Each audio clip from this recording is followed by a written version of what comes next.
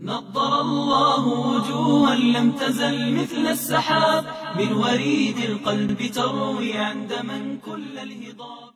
بسم الله الرحمن الرحيم. الحمد لله رب العالمين والعاقبة للمتقين والصلاة والسلام على سيد الأنبياء والمرسلين سيدنا وحبيبنا وحبيب رب العالمين محمد وعلى آله وأصحابه ومن هدى بهديه إلى يوم الدين. قال الله تبارك وتعالى في كتابه المجيد والفرقان الحميد: فأعوذ بالله من الشيطان الرجيم بسم الله الرحمن الرحيم ادخلوا في السلم كافة. وقال تبارك وتعالى: وأن المساجد لله فلا تدعوا مع الله أحدا. وقال النبي صلى الله عليه وسلم: سيأتي على أمتي زمان لم يبق من الإسلام إلا اسمه ولم يبق من القرآن إلا رسمه أو كما قال صلی اللہ علیہ وسلم. برادران اسلام، پلسی اور اس کے اطراف اور اکناف سے تعلق رکھنے والے نوجوانان ملت، پردانشین، خواتین، مائیں اور بہنیں، اللہ رب العزت کا ہم جتنا بھی شکر ادا کرے کم ہے کہ اللہ رب العزت نے ہمیں ایمان اور اسلام جیسی عظیم نعمت عطا فرمائی. ویسے تو روئے زمین پر ایک نہیں، دو نہیں، 5 نہیں، 10 نہیں، بلکہ سینکڑوں کی تعداد میں مذاہب پائے جاتے ہیں، مگر ان تمام مذاہب میں صرف ایک مذہب ایسا ہے جس مذہب کو مذہب برحق ہونے کا حق حاصل ہے، جس مذہب کو مذہب الہی کہا جا سکتا ہے، جو اس خالق اور مالک کا نازل کردہ مذہب ہے جس نے کائنات کے ذرے ذرے کو پیدا کیا اور کائنات کے نظام پر مکمل اس کی نگرانی ہے. قرآن کریم میں اللہ رب العزت ارشاد فرماتے ہیں کہ اللہ رب العزت لا الہ الا هو الحی القیوم، لا الہ الا هو، اللہ کے علاوہ کوئی معبود نہیں. کوئی 2 مانے وہ بھی نہیں، کوئی 4 مانے وہ بھی نہیں، کوئی یہ کہے کہ کوئی معبود نہیں ہے وہ بھی اس غلط ہے. اللہ رب العزت نے صاف اعلان کیا: اللہ لا الہ الا ہو، اللہ کے علاوہ کوئی معبود نہیں. الحی القیوم، وہ اللہ جو ہمیشہ سے زندہ ہے اور ہمیشہ زندہ رہے گا. القیوم، جو کائنات کے پورے نظام کو تھامے ہوئے ہیں. لا تأخذہ سینۃ ولا نوم، اسے نہ اونگ آتی ہے نہ نیند آتی ہے. ہمارے مفسرین نے بڑا عجیب فرق بیان کیا ہے، لا تأخذہ سینۃ ولا نوم، کہ اللہ رب العزت نے قرآن کریم میں 2 لفظ استعمال کیے کہ اللہ کو اونگ بھی نہیں آتی اور اللہ کو نیند بھی نہیں آتی. تو سوال پیدا ہوتا ہے کہ اونگ اور نیند میں کیا فرق ہے؟ تو فرماتے ہیں کہ جب انسان کو نیند آتی ہے تو نیند آنے سے پہلے جب وہ جھونکے مارتا ہے، ہلکی سی نیند ہوتی ہے، اس کو اونگ کہا جاتا ہے. جیسے آدمی مجلس میں بیٹھا ہے، عام طور پر جمعہ کے دن خطیب صاحب خطبہ دیتے رہتے ہیں اور ہماری پبلک سوتی رہتی ہے، تو اس کو اونگ کہتے ہیں. کیا کہتے ہیں اسے؟ اونگ. کیا مطلب؟ کہ خطیب صاحب خطبہ دے رہے اور ایک یوں سر مارتا ہے، دوسرا یوں سر مارتا ہے اور تیسرا پورا مراقبے میں سو جاتا ہے. ایسا لگتا ہے جیسے کہ اس پر سکینہ نازل ہو رہی ہے اور جنت کو وہاں بیٹھے بیٹھے مسجد میں سے وہ دیکھ رہا ہے. تو یہ جو کیفیت ہے اس کو اونگ کہا جاتا ہے، جس میں انسان گہرائی کے ساتھ نہیں سوتا. ایک مرتبہ ایک مسجد میں سفر کے دوران جانا ہوا تو جمعہ بالکل کھڑے ہونے کی تیاری تھی، تو ایک کونے میں جا کے ہم بھی جلدی سے بیٹھ گئے. دیکھا کہ خطیب صاحب خطبہ دے رہے ہیں اور ایک طرف سے کھراٹے کی آواز آ رہی ہے.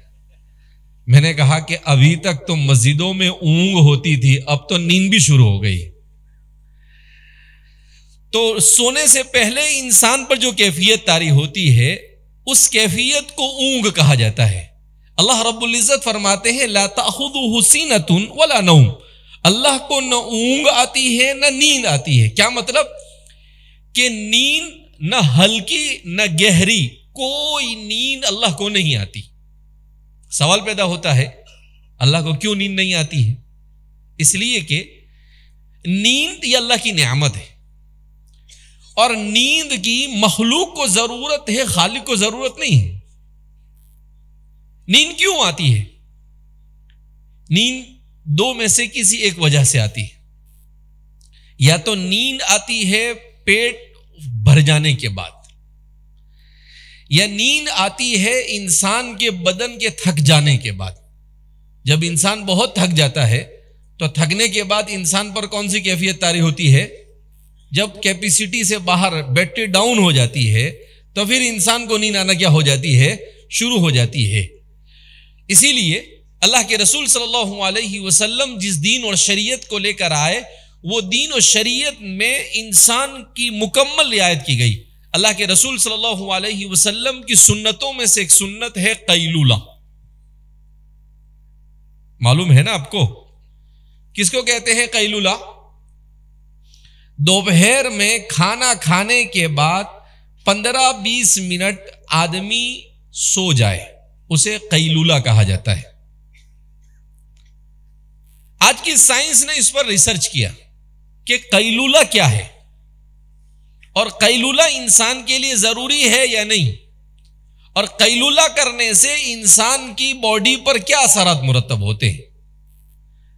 تو فرماتے ہیں کہ قیلولہ یہ انسان کے لیے ضروری ہے۔ کیوں؟ اس لیے کہ ہماری شریعت رسول اللہ صلی اللہ علیہ وسلم جس دین کو لے کر آئے، اس دین میں فجر کی نماز کے لیے اٹھنا ہے۔ اس دین میں 10، 9 اور 11 بجے تک سونے کا تصور نہیں، جیسا کہ آج ہماری امت سوتی ہے۔ اللہ کے رسول صلی اللہ علیہ وسلم نے ارشاد فرمایا اللہم بارک لی امتی فی بکورہم، اے اللہ میری امت کے صبح کے وقت میں برکت عطا فرما۔ آپ صلی اللہ علیہ وسلم کی زندگی کا معمول کیا تھا؟ آپ صلی اللہ علیہ وسلم صبح میں فجر سے کم از کم 1.5-2 گھنٹے پہلے اٹھ جایا کرتے تھے، تہجد کی نماز پڑھتے، کبھی 4، کبھی 6، کبھی 8 رکعت پڑھتے ہیں، اور پھر آپ صلی اللہ علیہ وسلم اخیر میں وتر پڑھتے تھے، اور وتر کر پڑھنے کے بعد تھوڑی دیر آپ سستاتے تھے، سوتے نہیں تھے، سستاتے تھے۔ سیدنا حضرت بلال رضی اللہ تعالی عنہ تشریف لاتے تھے اور کہتے تھے اللہ کے رسول صلی اللہ علیہ وسلم صبح صادق ہو گئی، تو آپ صلی اللہ علیہ وسلم بیدار ہوتے تھے، سیدنا حضرت بلال رضی اللہ تعالیٰ عنہ اذان دیتے تھے، اور پھر آپ ہلکی سی 2 رکعت اپنے گھر میں ادا کرتے تھے، اور اس کے بعد مسجد میں تشریف لے جاتے تھے۔ یہ آپ صلی اللہ علیہ وسلم کا صبح کا معمول تھا۔ اس کے بعد فجر کی نماز پڑھنے کے بعد آپ صلی اللہ علیہ وسلم آ کر واپس سو نہیں جاتے تھے، جیسے ہمارے یہاں پر 95% لوگ فجر پڑھتے ہی نہیں۔ تہجد تو پوری امت میں سے 1% طبقہ بھی تہجد نہیں پڑھتا ہے، شاید آدھا فیصد بھی نہیں ہوگا، ہو سکتا ہے 0.5% ہو، ورنہ تہجد کو امت کی ڈکشنری میں سے ختم ہو گئی۔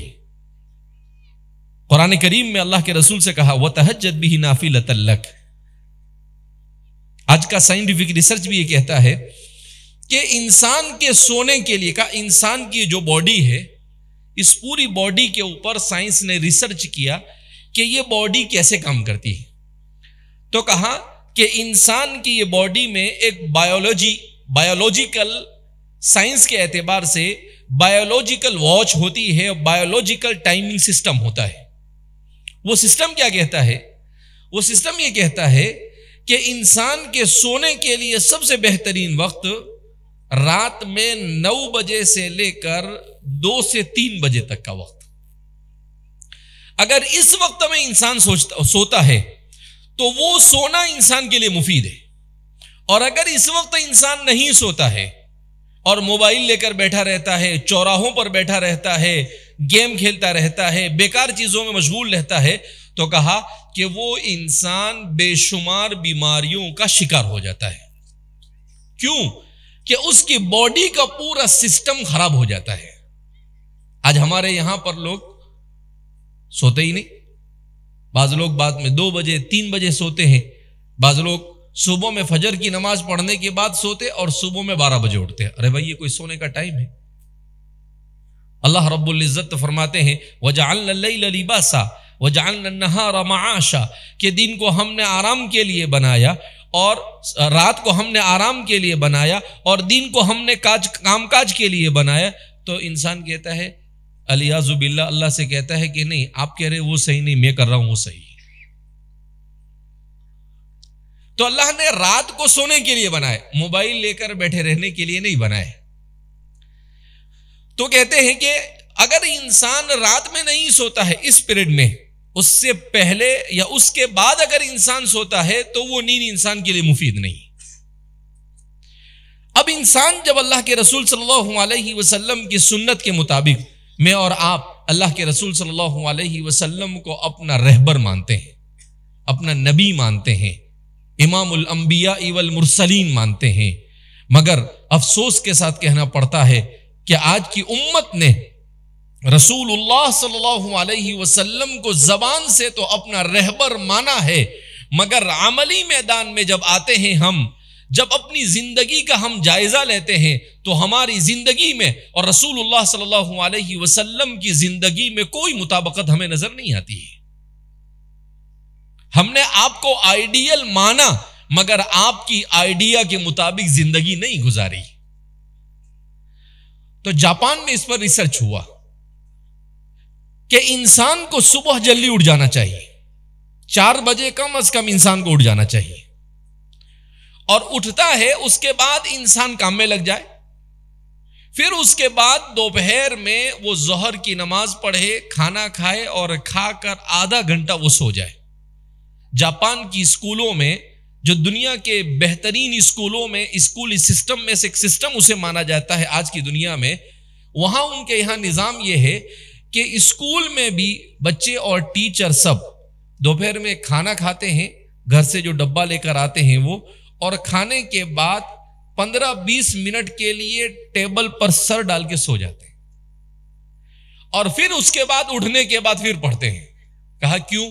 کہا یہ 15-20 منٹ یا آدھا گھنٹہ انسان سو لیتا ہے تو اب انسان رات میں 9 بجے تک آرام سے کام کر سکتا ہے, اس کی پوری باڈی یہ ریلیکس ہو جاتا ہے اور آسانی سے کام کر سکتا ہے, اب اس کو کوئی سستی نہیں آئے گی.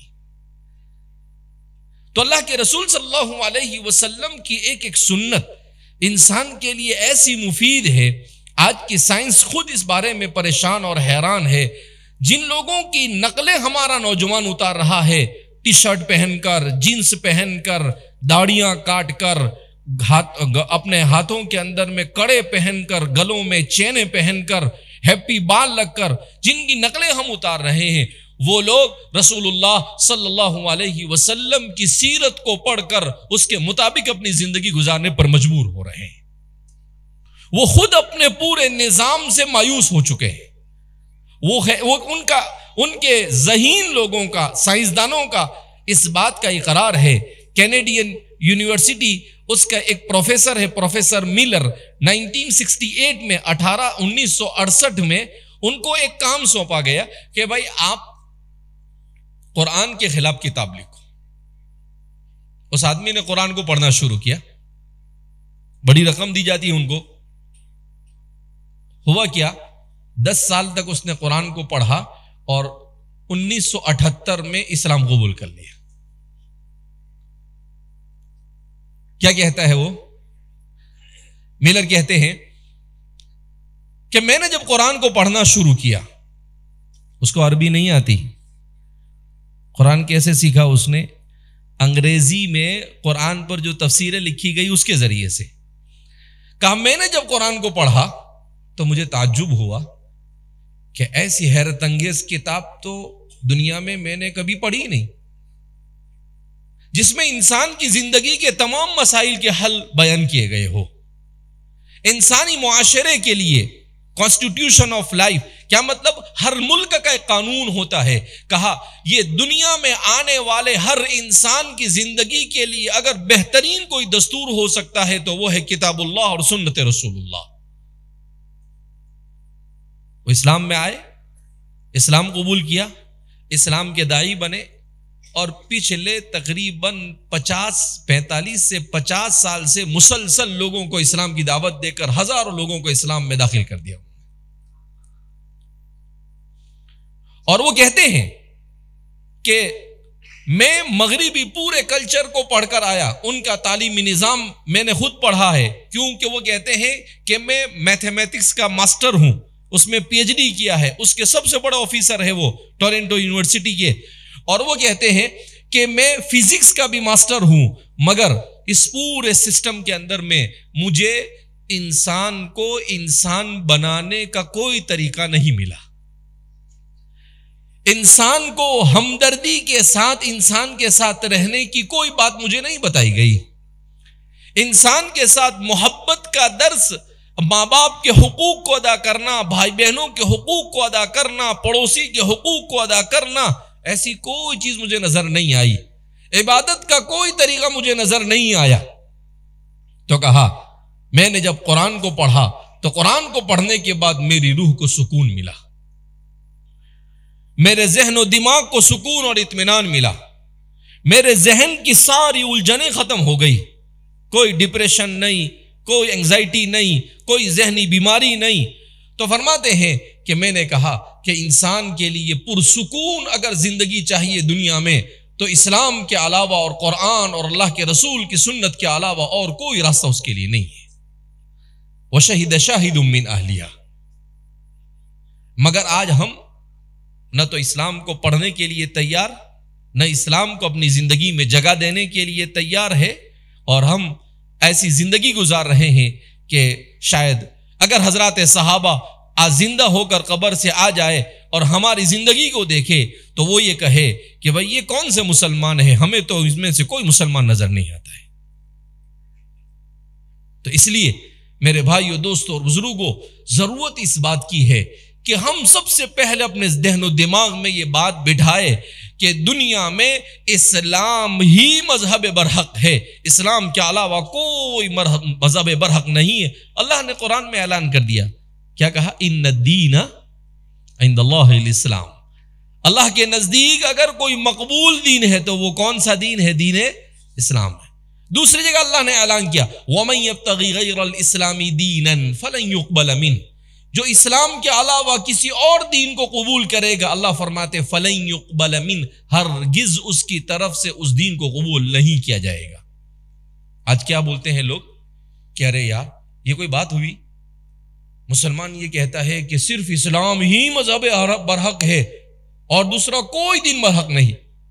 جو حقیقت ہے وہ حقیقت ہے، کسی کو اچھا لگانے کے لیے اور چاپلوسی کرنے کے لیے ہم کیوں کہے کہ ارے بھائی حق ایک ہی ہو سکتا ہے، جب اللہ ایک تو حق بھی ایک، حق متعدد نہیں ہو سکتے ہیں۔ لہذا اسلام کے علاوہ کوئی مذہب برحق نہ تھا، نہ ہے، نہ قیامت تک ہوگا۔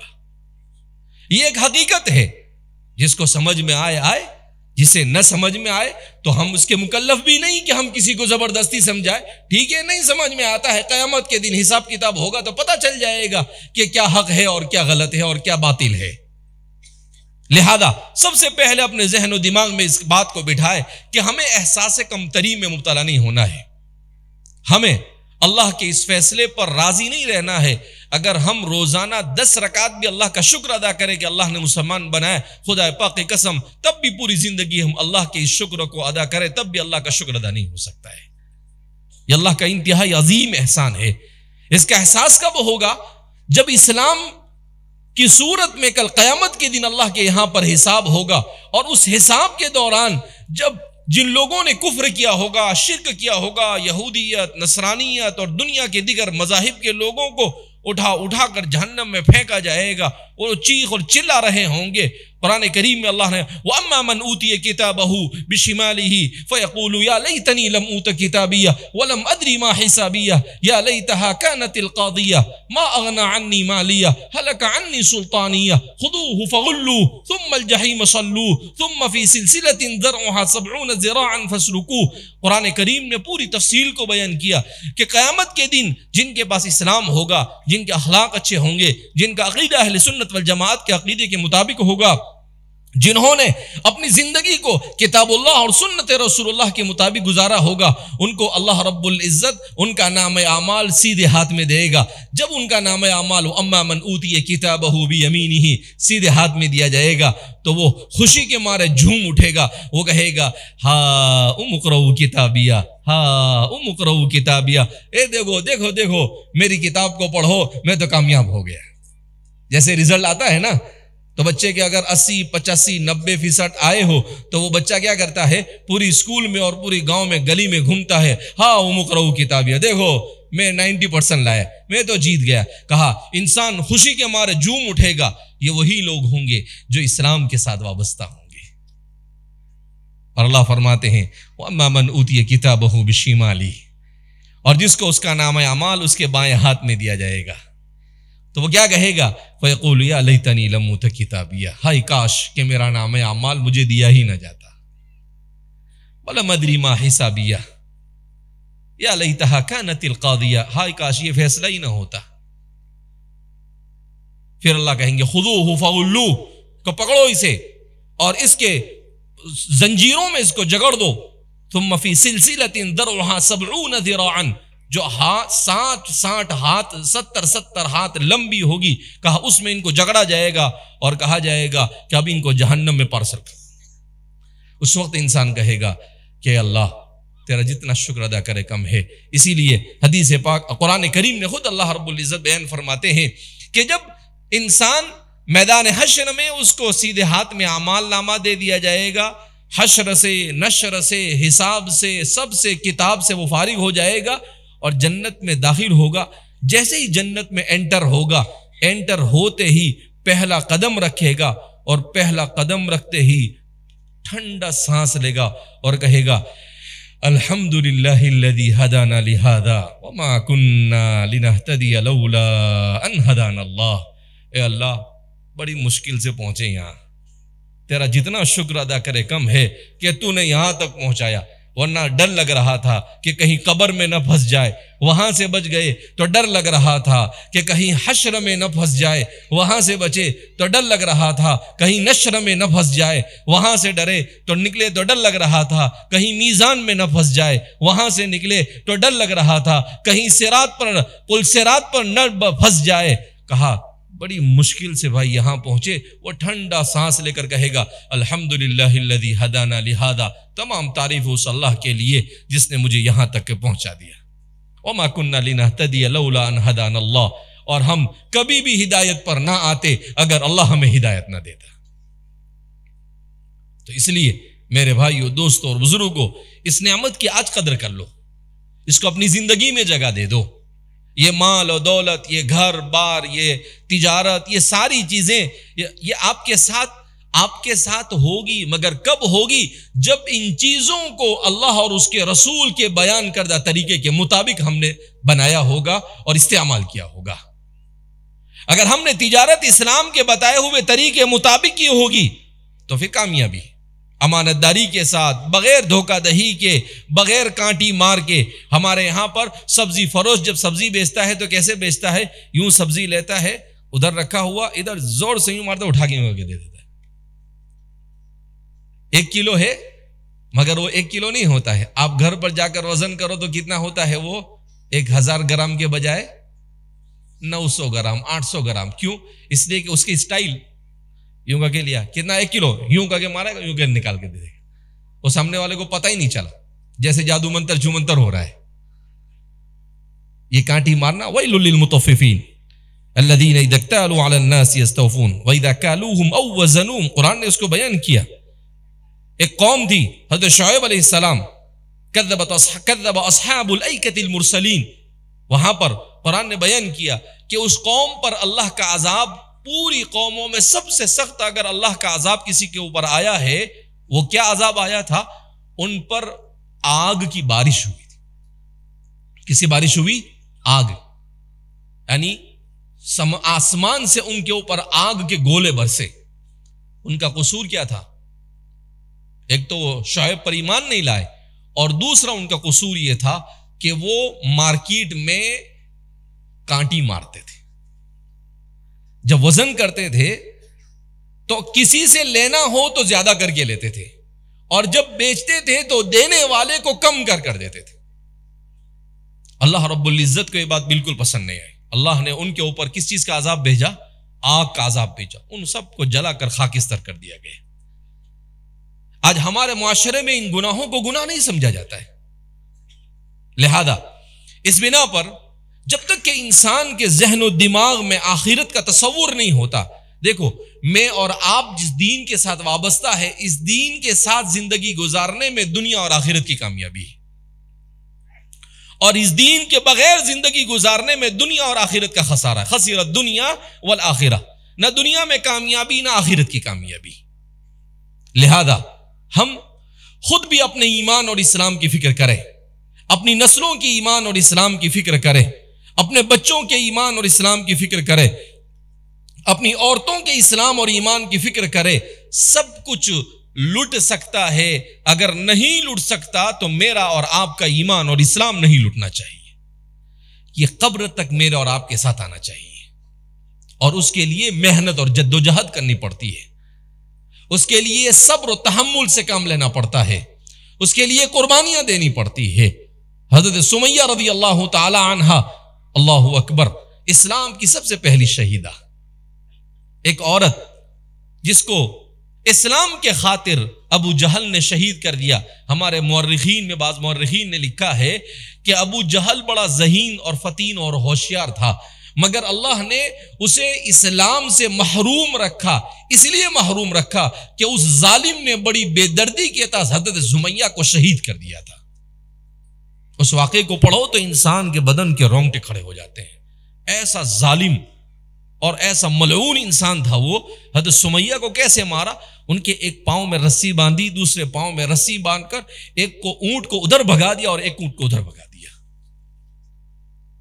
اور کہا کہ ابھی بھی اگر تم محمد کے دین کو چھوڑ کر، اسلام کو چھوڑ کر ہماری طرف آ جاؤ گے تو ہم چھوڑ دیں گے. حضرت سمیہ نے کہا جان تو جا سکتی ہے مگر محمد کا دامن نہیں چھوٹ سکتا ہے. ایسا ایمان تھا. اور آج ہماری بیٹیاں، تربیت نہیں ہمارے گھروں میں، دنیا کے خاطر، چھوٹی چھوٹی دولت کے خاطر غیروں کے ساتھ بھاگ رہی ہے. کیا وجہ ہے؟ اس لیے کہ ہم نے ان کو ایمان اور اسلام کی اہمیت ہی نہیں سمجھائی. دین کیا ہے وہی ہم نے نہیں بتایا. کیوں؟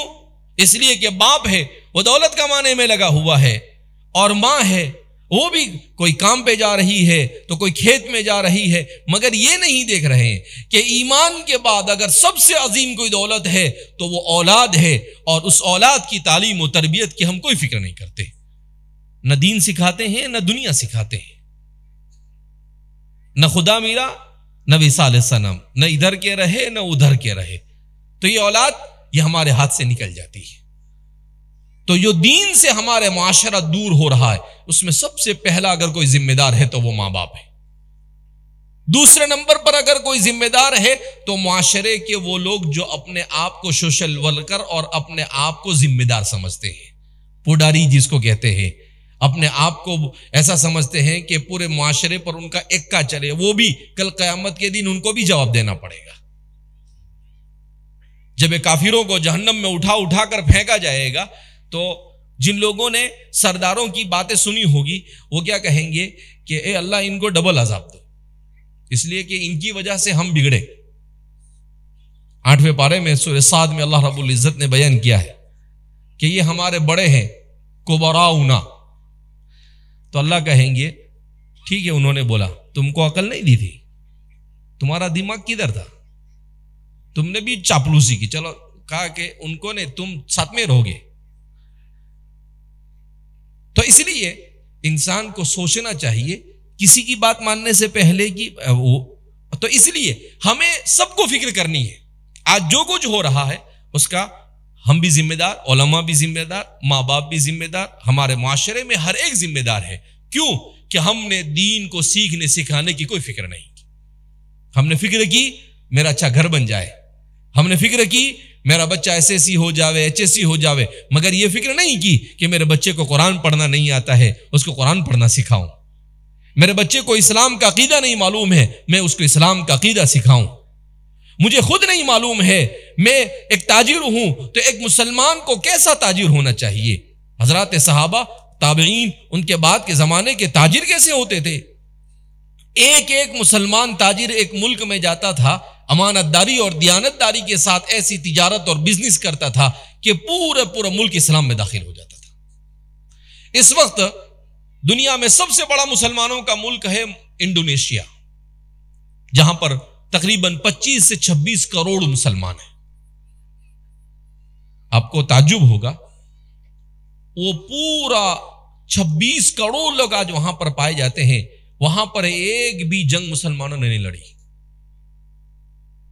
مسلمان تاجر وہاں پر گئے, ان کے اخلاق سے متاثر ہو کر وہ اسلام میں داخل ہوئے, اور آج مسلمانوں کا سب سے بڑا ملک مانا جاتا ہے.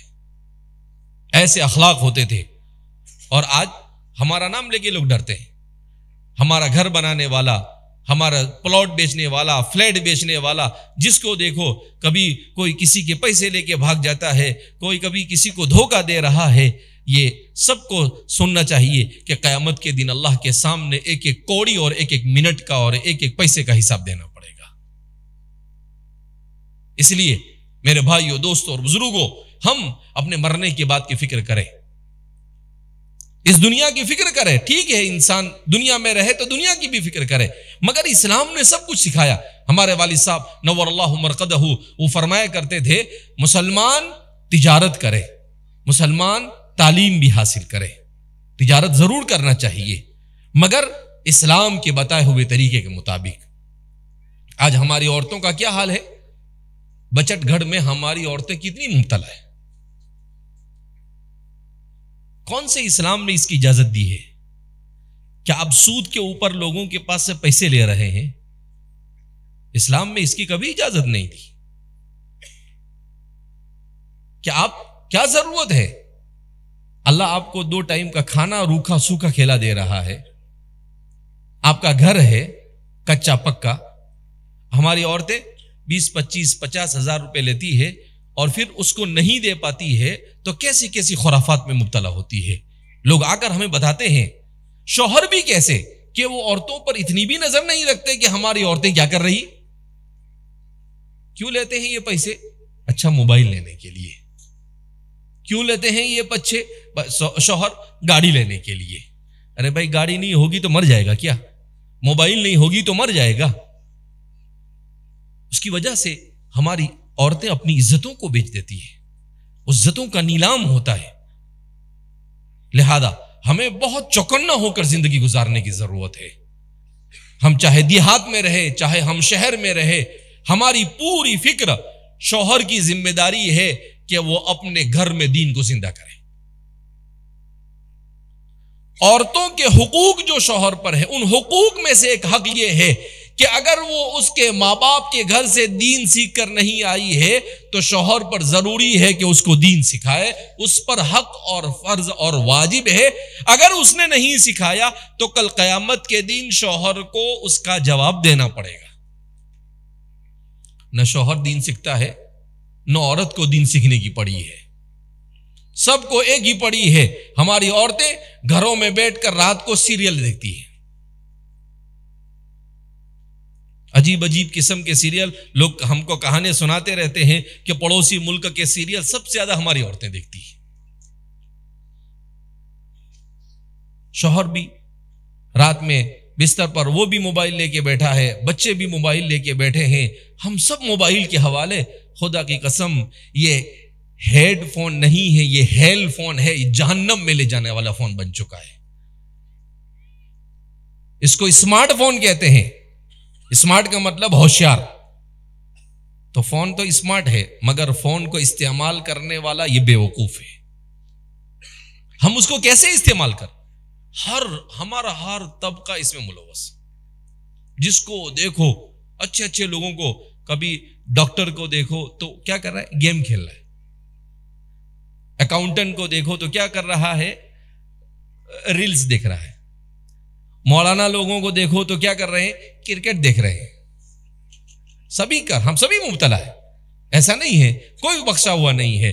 نوجوانوں کو دیکھو تو کیا دیکھ رہے ہیں؟ کوئی ٹک ٹاک میں لگا ہوا ہے، کوئی گانوں میں لگا ہوا ہے. یہ کہاں سے ہم نے اپنا پورا وقت، ایک سروے کہتا ہے کہ 80% لوگ دنیا میں موبائل کو دن میں 4 سے 7 گھنٹے استعمال کرتے ہیں.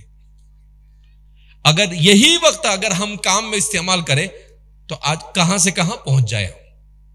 آپ کو تعجب ہوگا، آج سے 15-20 سال پہلے جب موبائل نہیں تھا، گھروں کے اندر میں ٹی ویاں ہوا کرتی تھی.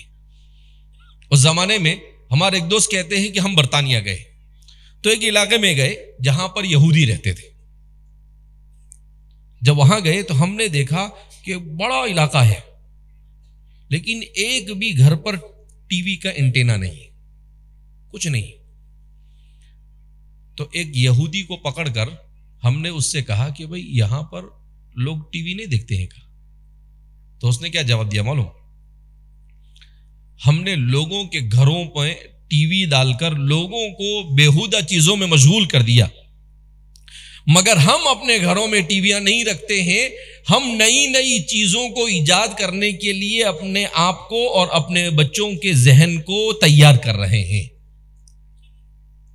تو آج فلسطین کی جو صورتحال ہے کہ 22 لاکھ انسانوں کی جان خطرے میں ہے اور پوری دنیا خاموش تماشائی بنی ہوئی ہے. یہ کیوں ہو رہا ہے؟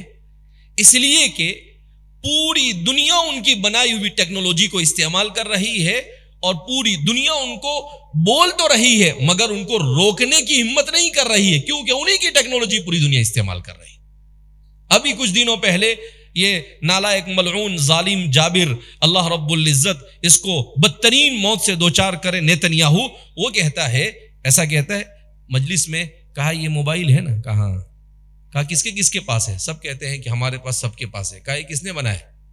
ہم نے بنایا. کہا ہم نے سب کو اس موبائل کے اندر میں مبتلا کر دیا اور ہم اپنا کام برابر کر رہے ہیں.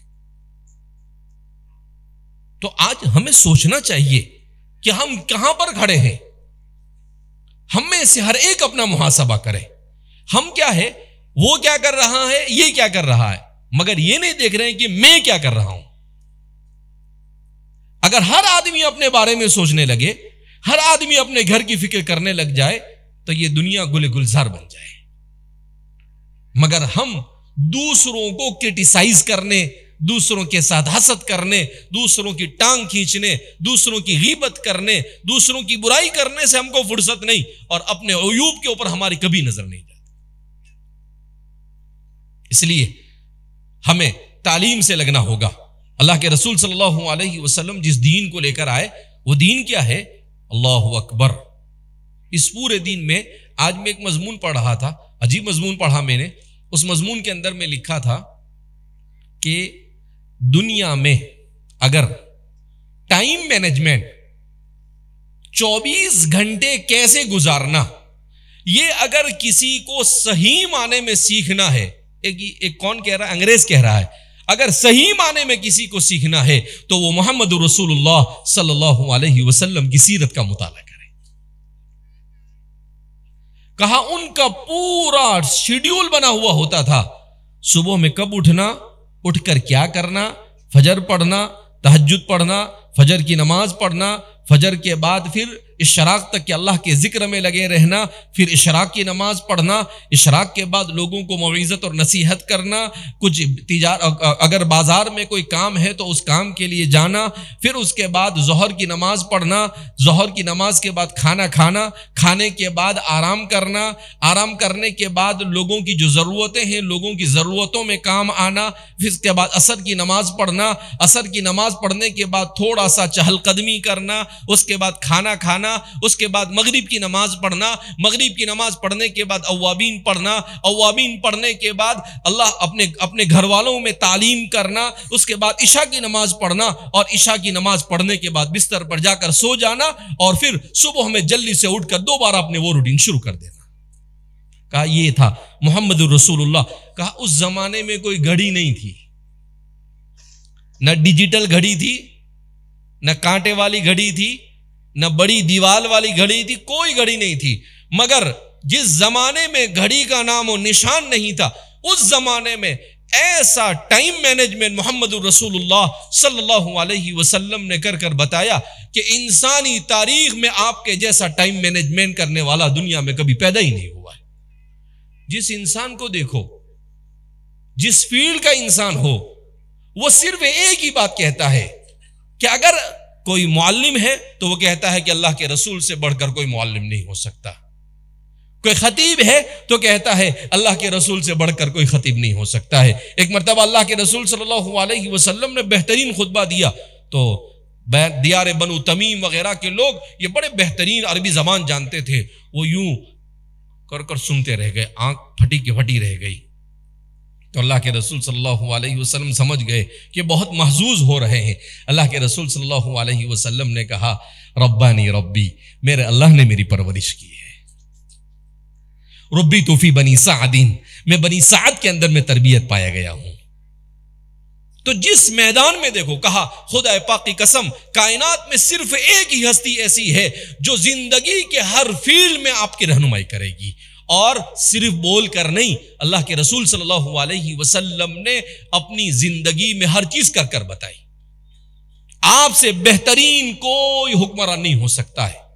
جس انصاف کے ساتھ آپ نے حکمرانی کی ہے, خدا پاک کی قسم روئے زمین پر آپ سے بہتر کوئی حکمراں پیدا نہیں ہوا. حالانکہ آپ اپنے آپ کو فقیر کہتے تھے, مگر آپ دنیا کے حکمرانوں میں سب سے بہترین حکمران تھے.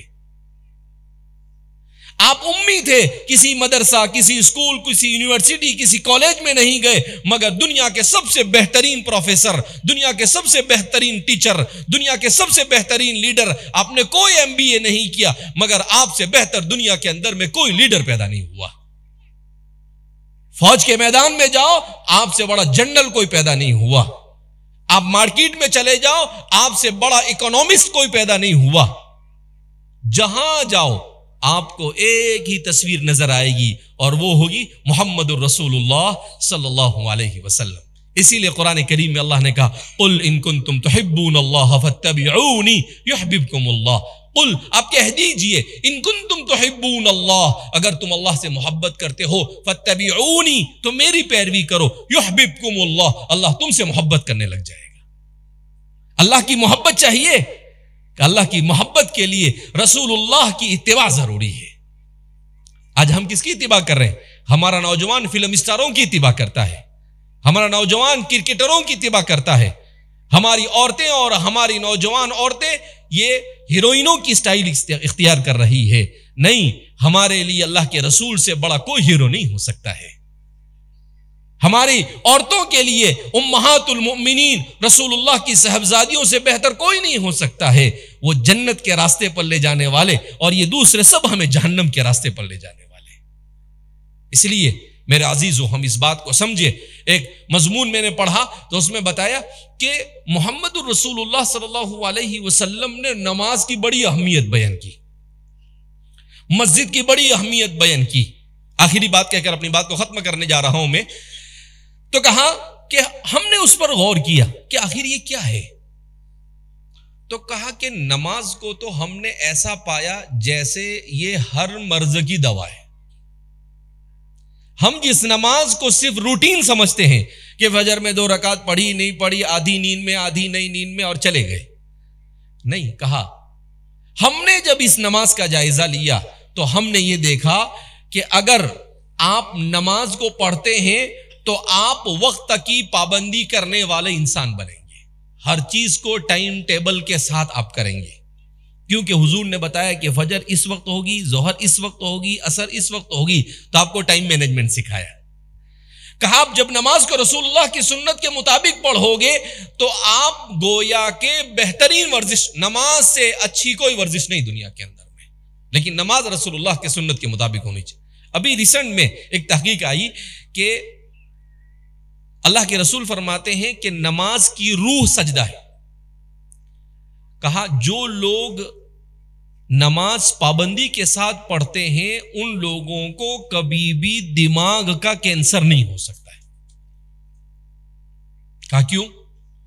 کہا اس لیے کہ دن میں 10-20 مرتبہ انسان کو ایسی پوزیشن میں جانا چاہیے جس پوزیشن میں انسان کے دل سے جو خون نکلتا ہے وہ خون اس کے دماغ تک آنا چاہیے اور وہ رکوع اور سجدے کی حالت میں ہوتا ہے. کہا اگر 10-20 مرتبہ ایسا ہو جاتا ہے تو اس کو کبھی بھی دماغ کی کوئی بیماری میں مبتلا نہیں ہوگا. وہ کہا دنیا میں سب سے کم اگر دماغی مریضوں کو دیکھا گیا کسی مذہب میں تو وہ اسلام میں دیکھا گیا. بہت کم نماز پڑھ کے بھی یہ حال ہے, تو اگر ہم نماز پڑھنا شروع کر دیں تو کیا حال ہوگا. کہا نماز کو اگر سنت کے مطابق پڑھے جاوے تو انسان کو دل کی بیماری بھی نہیں ہوتی ہے, انسان کو صحیح طریقے سے نماز پڑھی جائے تو انسان کو ہڈی کی بیماری بھی نہیں ہوتی ہے, انسان کو مسل کی بیماری بھی نہیں ہوتی ہے. مگر ہماری نماز کیسی ہوتی ہے؟ کنقرۃ الغراب, کوا چونچ مارتا ہے ویسا, ٹن ٹن ٹن ٹن. کیسی نماز؟ ارے مولانا صاحب تراویح بولے 15 منٹ میں تو 20 رکعت پڑھا کے باہر. ارے وہ بات کرتے رمضان میں چوراہے پر کھانا سب سے زیادہ ہمارا مسلمان رمضان میں کھانا کھاتا, جبکہ رمضان کھانے کے لیے نہیں, رمضان عبادت کے لیے. مگر مسلمان کی زندگی کا جائزہ لو تو سب سے زیادہ کھائے گا بھی رمضان میں اور سب سے زیادہ سوئے گا بھی رمضان میں. رات میں بھی سوئے گا اور فجر کے بعد بولے روزہ ہے. اب یہاں تک کھایا سحری میں,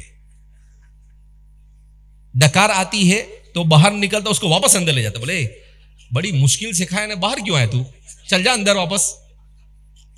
اب جب یہاں تک کھائے گا تو ظاہر سی بات ہے کیا آنے والی ہے, نیند آنے والی ہے.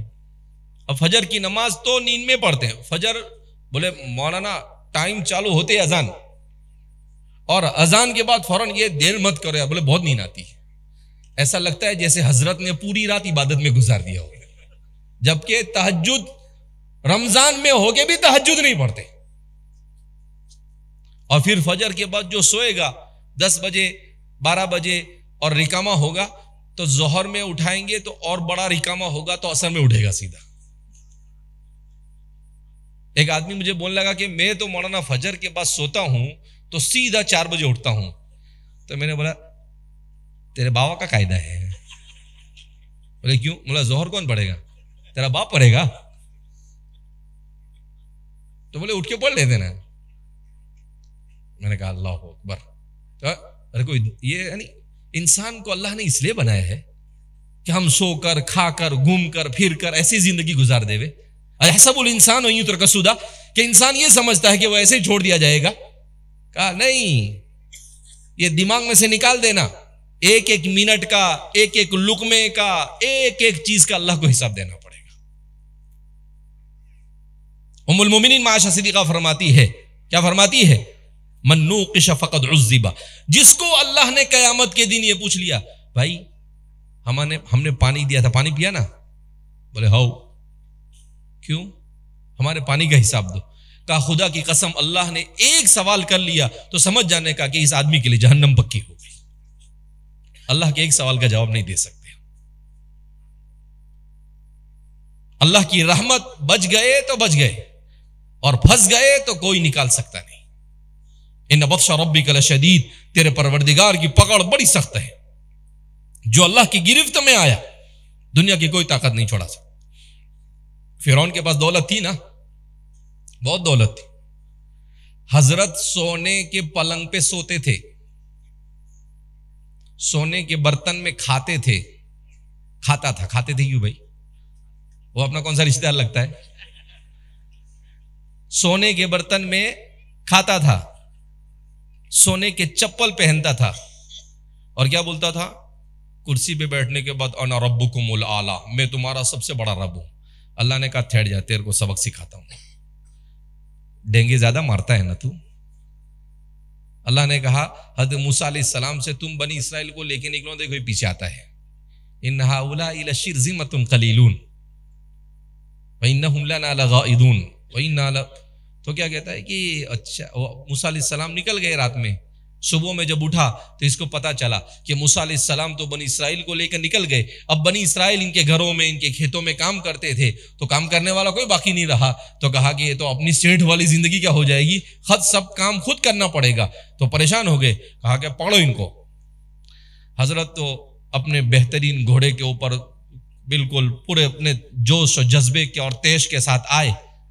ادھر اللہ نے ایسا نظام بنایا کہ حضرت موسیٰ علیہ السلام سمندر کے پاس پہنچے، ادھر فرعون پیچھے سے چیختا ہوا چلاتا ہوا آیا، تو موسیٰ علیہ السلام کی قوم بنی اسرائیل بھی بڑی ٹیڑھی قوم تھی، آج ہم بھی بنی اسرائیل سے کم نہیں ہیں ویسے، تو بنی اسرائیل کیا کہنے لگے موسیٰ علیہ السلام سے، اس لیے لائے کہ تم ہم کو یہاں پہ، بولے ادھر پیچھے فرعون ہے، آگے سمندر ہے، اب بتاؤ تو کدھر جانے کا؟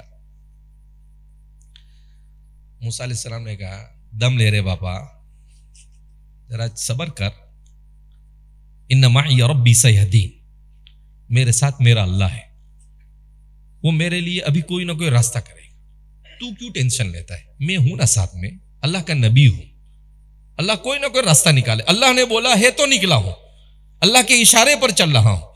حکیم الامت مجدد ملت حضرت تھانوی رحمۃ اللہ علیہ فرماتے ہیں کہ انسان تفویض کی زندگی گزارے، تجویز کی زندگی گزارو گے تو پوری زندگی بے اطمینانی میں گزرے گی، اور تفویض کی زندگی گزارو گے تو پوری زندگی سکون کے ساتھ گزرے گی۔ اللہ اکبر۔ دو جملے میں اللہ کیا حضرت نے عجیب بات بیان کی، کیا فرمایا کہ تجویز کی زندگی، کیا مطلب، صبح میں اٹھا، ابھی تو منہ دھویا نہیں، نماز پڑھی نہیں، اور کیا بولتا ہے آج تو شام تک 2000 کما کے لانے کا ہے،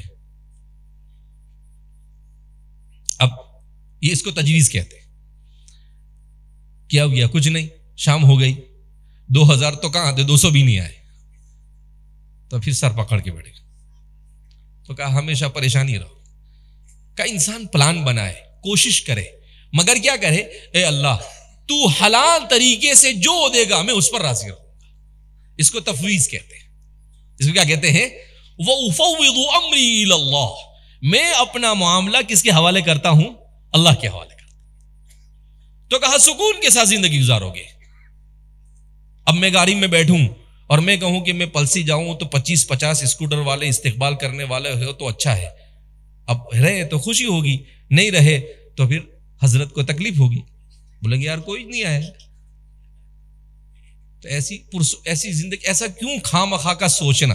تو اپنے ایسا سوچ کے بیٹھے نہیں، اپنے کہا کہ نہیں اپنے کو جانا ہے، اللہ کی بات کرنا ہے اور آ جانا ہے، کوئی آ کے پانی کا بھی نہیں پوچھے تو اپنے ٹینشن لینے کا نہیں۔ تو باہر کہا تفویض کی زندگی اللہ کے حوالے، کہ اللہ میں کوشش کروں گا، باقی جو تو دے گا میں اس پر راضی۔ کہا پرسکون زندگی ہوگی، کم ملے گا تو بھی راضی، زیادہ ملے گا تو بھی ٹینشن نہیں۔ تو حضرت موسیٰ علیہ السلام تفویض والے تھے نا، وہ تو اللہ کے نبی تھے۔ موسیٰ علیہ السلام نے کہا صبر کر رہے، بہت چیخ چلا مت، دماغ میرا مت خراب کر، ذرا میرے کو دعا تو کرنے دے۔ موسیٰ علیہ السلام نے دعا کی تو اللہ نے کہا کہ ٹھیک ہے موسیٰ ایک کام کرو، کہا کیا؟ مارو سمندر پہ لاٹھی۔ کائنات کا پورا نظام کس کے ہاتھ میں ہے؟ ارے پلسی والے بولو بھائی، کائنات کا پورا ذرہ ذرہ، سمندر، ہوا، پانی، آگ، مٹی، انسان، جانور، سب کس کے قبضے قدرت میں ہے؟ اللہ کے۔ اب اللہ نے کہا کہ موسیٰ علیہ السلام مارو، موسیٰ علیہ السلام نے مارا زور سے لاٹھی سمندر پہ، تو 2 پانی کے اندر راستہ ہو گیا اور پانی ایسا کھڑا ہو گیا۔ دنیا کی کوئی ٹیکنالوجی ان کو کھڑا نہیں کر سکتی، لیکن اللہ نے کھڑا کر، پانی کھڑا ہو گیا۔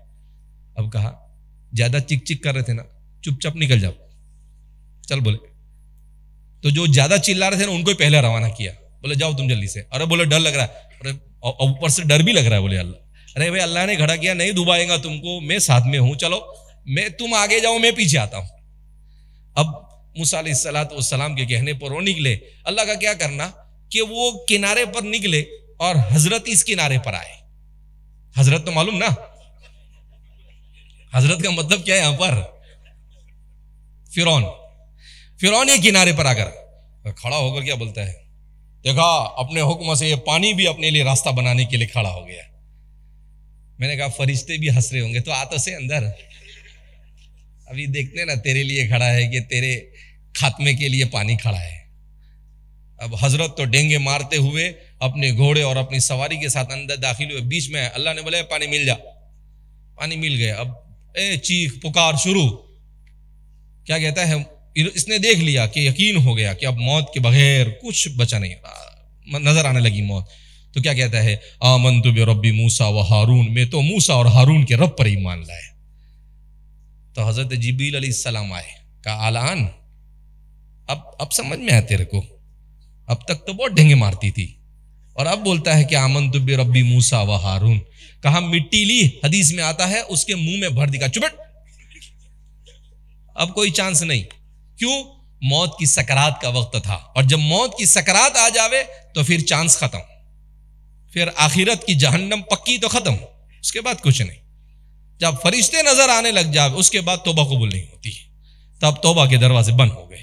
تو میرے بھائیو دوستو بزرگو, اللہ نہ کرے توبہ کا دروازہ بند ہونے سے پہلے ہم توبہ کر لیں, ہم اللہ کے سامنے آنسو بہائے. ایک شیطان تھا, اس نے گناہ کیا اور گناہ کرنے کے بعد اللہ کو دوش دیا, فبما اغویتنی کہا. اور ایک میرے اور آپ کے جد امجد حضرت آدم علیہ السلام تھے, ان سے خطا ہوئی, چوک ہوئی, اور کیا کہتے ہیں, ربنا ظلمنا انفسنا, اے اللہ ہم نے اپنے اوپر ظلم کیا, لم تغفر لنا, اگر آپ ہمیں معاف نہیں کریں گے اور آپ رحم نہیں کریں گے تب تو ہم خسارہ اٹھانے والوں میں سے ہو جائیں گے, اے اللہ معاف کر دے. اللہ خوش ہو گئے, کہا دیکھو یہ ایسا بندہ, یہ مجھے ایسا بندہ چاہیے آدم جیسا. تو آدم علیہ السلام کے طریقے پر چل کر ہم سچی پکی توبہ کریں اور اللہ رب العزت کے راستے پر اپنے آپ کو چلنے کی کوشش کریں. اللہ کے رسول صلی اللہ علیہ وسلم جس دین کو لے کر آئے اس دین کے محافظ بنے, اس دین کے مبلغ بنے, اس دین کو اپنے لیے سعادت دنیا اور آخرت کی سمجھے. تو میں بتا رہا تھا, کہا کہ نماز جو ہے ایسی عبادت ہے, ہر چیز اس میں آ گئی. انسان کے قلب کو سکون, انسان کے بدن کو سکون, انسان کو ٹائم مینجمنٹ, انسان کو سب کچھ آ گیا. اور کہا مسجد کے نظام اور سسٹم کو جب ہم نے جائزہ لیا تو ہمیں یہ سمجھ میں آیا کہ یہ مسجد صرف عبادت کی جگہ نہیں ہے, بلکہ یہ مسجد بہت کچھ سکھاتی ہے. کہا کیا سکھاتی ہے؟ کہا سب سے پہلے مسجد میں آؤ تو وضو کرو, اس کا مطلب مسجد آپ کو پاکی اور صفائی سکھاتی ہے. اس کے بعد مسجد میں آ کر صف میں کھڑے ہو جاؤ, مسجد آپ کو ڈسپلین سکھاتی ہے کہ ہر چیز ترتیب کے ساتھ ہونی چاہیے. اس کے بعد مسجد آپ کو اپنے قائد کی پیروی کرنا سکھاتی ہے کہ امام جیسا کرے اس کے پیچھے ویسا کرو. تو کہا کہ زندگی جینے کا سلیقہ اگر کہیں سیکھنا ہے تو مسجد کے اندر میں سکھایا جاتا ہے, مگر ہمیں نہ مسجد میں جانا ہے نہ کچھ سیکھنا ہے. اسی لیے قرآن کریم میں اللہ فرماتے ان اول بیت وضع للناس للذی ببکۃ مبارکہ, سب سے پہلا گھر اللہ رب العزت نے آدم علیہ السلام کو بھیجا تو پہلے اللہ نے آدم کی عبادت کے لیے کعبۃ اللہ کو بنایا. پہلے آدم علیہ السلام کا گھر نہیں بنا, پہلے کس کا گھر بنا؟ اللہ کا گھر بنا, قیام للناس. جب تک کہ کعبۃ اللہ ہے یہ دنیا کی باغ و بہار ہے, جس دن کعبۃ اللہ ختم ہو جائے گا یہ دنیا ٹوٹ پھوٹ کر فنا ہو جائے. جن مسجدوں کا سلسلہ کعبۃ اللہ سے جڑتا ہے اسی پر قیام للناس, قرآن میں اللہ فرماتے ہیں اسی کی برکت سے یہ دنیا بچی ہوئی ہے. خدا کی قسم جس دن کعبۃ اللہ ٹوٹ جائے گا اس کائنات کو توڑ پھوڑ کر فنا کر دیا جائے گا. یہ ہماری مسجدوں کا سلسلہ وہاں سے, اس کو ہم معمولی نہ سمجھے. رسول اللہ صلی اللہ علیہ وسلم مدینہ پہنچے نہیں, مدینہ سے نکل رہے ہیں, قبا پہنچتے ہیں تو قبا میں کیا بناتے ہیں؟ مسجد بناتے ہیں. ابھی تو سفر میں ہیں, کہیں بھی نماز پڑھ سکتے ہیں. وَأَنَّ الْمَسَاجِدَ لِلَّهِ فَلَا تَدْعُوا مَعَ اللَّهِ أَحَدًا, مسجد اللہ کے لیے اس کے علاوہ کسی کو نہیں پکارا جاتا ہے. امام حسن بصری فرماتے ہیں اس کا مطلب یہ ہے کہ اس امت کے جعلت لی الارض مسجدا وطہورا, اس امت کے لیے پوری زمینی مسجد ہے, جہاں بھی چاہے وہ نماز پڑھ سکتا ہے. تو اللہ کے رسول قبا پہنچے, مسجد بنائی. تھوڑا آگے چلے, جمعہ کا دن آیا, جمعہ کی مسجد جمعہ بنائی اور پھر مدینہ پہنچے تو مدینہ پہنچ کر سب سے پہلے اللہ کے رسول صلی اللہ علیہ وسلم نے اپنا گھر نہیں بنایا بلکہ سب سے پہلے اللہ کا گھر مسجد نبوی بنائے. کیوں؟ ہمارے دین کا بقا مسجد کے ساتھ وابستہ ہے. اسی لیے اللہ کے رسول صلی اللہ علیہ وسلم نے ارشاد فرمایا، کیا فرمایا؟ کہ من بنا مسجدا بنا اللہ لہ بیتا فی الجنہ. کہا دنیا میں گھر بنانا بہت مشکل ہے، 10 لاکھ 5 لاکھ 7 لاکھ کا گھر بنتا ہے، اتنے جمع کرو تو گھر بنے، نہیں تو کرائے کے گھر میں رہنا پڑتا ہے. کہا یہاں پر بیٹھے بیٹھے جنت میں گھر بنانا ہے تو آسان ہے. کہا کیسے؟ من بنا مسجدا بنا اللہ لہ بیتا فی الجنہ. جو دنیا میں اللہ کا گھر مسجد بنائے گا اللہ اس کے لیے جنت میں گھر بنائے. اب آپ کہیں کہ مسجد تو اور بھی مہنگی بنتی مول صاحب، ہمارا اپنا گھر نہیں ہے اور ہم سے مسجد بنوا رہے. حضور کو بھی معلوم تھا کہ میری امت بڑی شانی ہے، تو اللہ کے رسول صلی اللہ علیہ وسلم نے آسان راستہ بتایا. حضور نے کہا کہ اگر کوئی مسجد چڑیا کے گھونسلے کے برابر بھی مسجد بنائے گا تو اس کے لیے بھی اللہ جنت میں کیا بنائے گا؟ گھر بنائے گا. تو صحابہ پریشان ہو گئے، کہہ رہے بھائی چڑیا جا کے نماز پڑھے گی کیا؟ نماز تو اپنے اوپر ہے، ہم ہی نہیں پڑھ رہے، چڑیا کہاں جا کے پڑھے گی؟ وہ تو پڑھ ہی رہی ہے. وَإِن مِّن شَيْءٍ إِلَّا يُسَبِّحُ بِحَمْدِهِ. قرآن میں اللہ فرماتے ہیں پوری روئے زمین پر کوئی چیز ایسی نہیں جو اللہ کی تسبیح اور اللہ کی تحمید بیان نہ کر رہی، سب اللہ کے ذکر میں لگے ہوئے. یہاں تک کہ روایتوں میں ہے کہ ہم لکڑی کی بنی ہوئی چیز پر بیٹھتے ہیں، وہ جو چرچر کرتی ہے وہ اللہ کا ذکر کرتی ہے. تو فرماتے ہیں کہ ہمارے محدثین فرماتے ہیں کہ اس کا مطلب یہ ہے کہ ایک آدمی کی حیثیت اتنی تھی کہ وہ مسجد بنانے میں ایک مصلے کے 6,000 روپے دے سکتا تھا. تو اگر وہ 6,000 روپے بھی دے دے گا تو اللہ اس کے لیے جنت میں پورا گھر بنائے. بڑا سستا سودا ہے بھائی.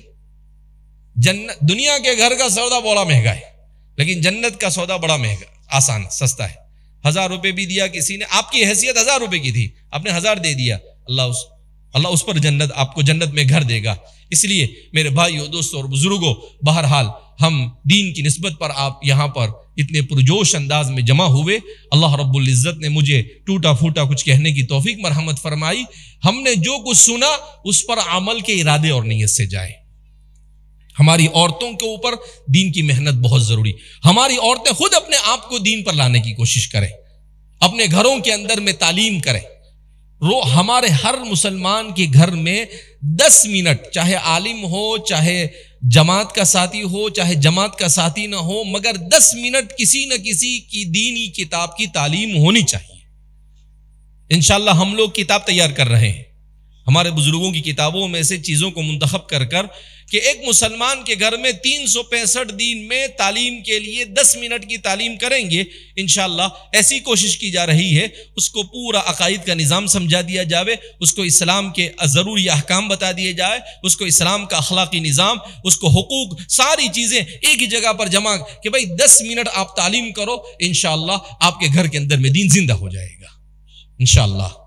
ہمارے بزرگوں نے تو اس کے لیے بڑے محنتیں اور کام کیے. حضرت تھانوی رحمۃ اللہ علیہ نے اصلاحی نصاب بنائے، انہی چیزوں کو ہم سامنے رکھ کر ایک مختصر سا نصاب تیار کرنے کی کوشش کر رہے ہیں.